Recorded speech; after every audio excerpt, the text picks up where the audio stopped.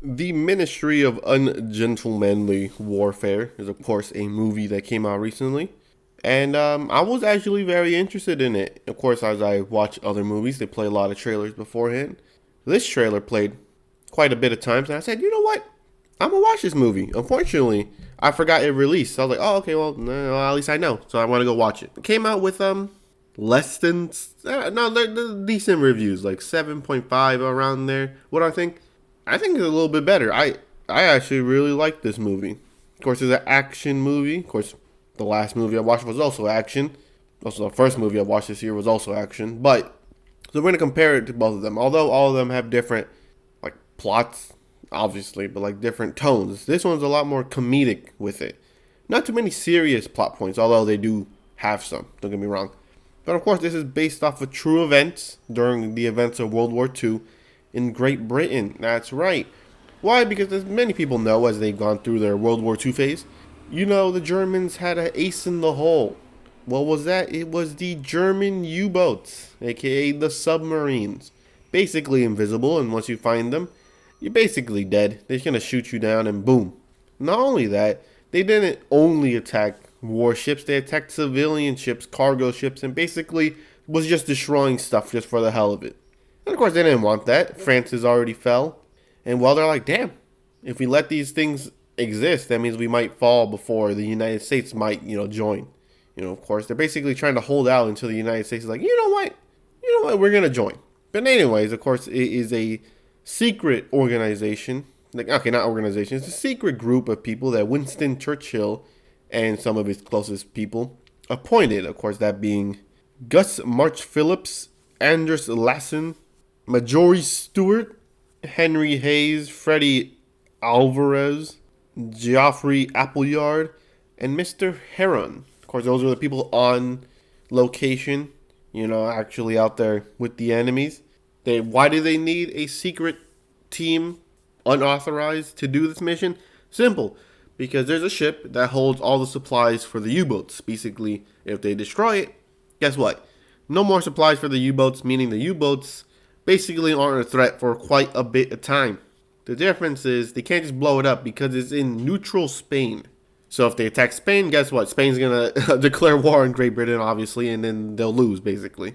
So they have to go out and destroy the boat. Of course, one of the people... Of course, this story, although is based off of true events, obviously, I would assume a lot of it is exaggerated. I mean, the damn Lassen dude is like Hawkeye. The dude never misses with his bow and arrow, and it just slices through people. But I don't know. I heard wooden bows be packing a lot of punch, so I guess it could be true. But someone Appleyard isn't in the movie for quite a bit of time. Why? Because he was captured. That's right. And then they basically have to go break him out, and then they go to the neutral Spanish territory, which is in Africa, by the way. I forgot to tell you. And then boom, blow up the ship, leave, and all that stuff. And why are the stakes so high? Simple. If they're caught by the Britons, well, they're going to jail because, like I said, there's no authorization. So when they see them, they think, oh, these people are just breaking the law. Let's just send them to jail. And if the Germans find them, well, guess what? You're dead. So, So the movie starts off with their actual first encounter with the Germans. And how do they take them out? Simple. They basically just buy time as one of the guys, that being Freddie Alvarez, a.k.a. the Irishman. Why did I say that? Well, because he's basically the only guy that's not in the UK, basically, because Ireland isn't in the UK, but, like, the northern part is. I don't know. I don't know my British geography. But he basically straps the ship with explosives somehow unnoticed. I don't know how that works. And not only that, they kill the Germans on the boat by wasting their time, basically. And what is their ruse? Well, they're pretending to be, Swedish fishermen on a fishing trip. Why are they just in the middle of, like, God knows where? I don't know. I guess that's... obviously, I guess they just can't go around with the Great Britain flag, obviously. First of all, I think they need a flag. I don't know. The whole war aspect, not my thing. But they break Appleyard out, and then they end up on the neutral coast of Africa, obviously owned by Spain. By the way, man, I want to see a story of the French African colonies, to be honest. Because they were like, hey, man, we just took over France. You have to join us. Nah, I don't think we will. But anyways, tangent over. Of course, Spain, or the neutral territory of Spain, There's some people undercover, that being Mr. Heron, which owns a bar and casino. Obviously, he is very well respected on the island. Why? Because he got a casino and a bar. So like, of course you want to get on good terms with him. You might get free drinks, which some do. Of course, Stewart, the woman. I say Stewart, the woman, because I don't know how to pronounce her first name. But she's there to seduce the main bad guy, the main Nazi, which is Henrik Lure, which I'll just call him the big bad, I guess. But it turns out the boat is heavily reinforced because I guess they probably think, hey, man, what if they try to blow up the ship? Well, why don't we reinforce it? Well, okay. So instead they steal the boat. They just straight up steal the boat with the help of the prince of the island. That's right. Who was the prince of the island? Cambi Kalu. Of course, he has his little team of, they're considered pirates. And then they help him. They take the ship. And then they basically survive long enough until the U.S. decides, hey, we're going to step in. Okay, they didn't step in because they're like, okay, Great Britain needs some help. No, they stepped in because Japan bombed them, basically. Okay, oversimplified. They bombed them. And they're like, all right, what the hell? All right, let's declare war on Japan. And then Germany's like, all right, I'm going to declare war on you guys. See, like, what? And then they joined the war.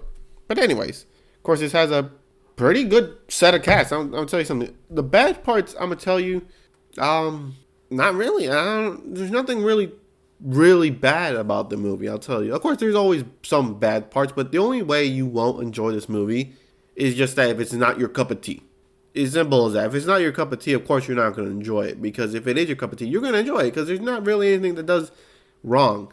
You know, maybe it could do stuff better, but it doesn't do stuff wrong, right? It's funny. It's enjoyable. It has a nice charm to it. Of course, Henry Cavill was there. But, you know, hey, Henry Cavill's in the movie. You got to support. But the sets, the locations look amazing. I guess the only legitimate bad thing I have about the movie isn't even that bad. It's just like basically just a nitpick. And that's the dude that plays Mr. Heron. His voice is so weird. I just don't... It rubs me the wrong way, if that makes sense. But his acting is good, so it makes up for it.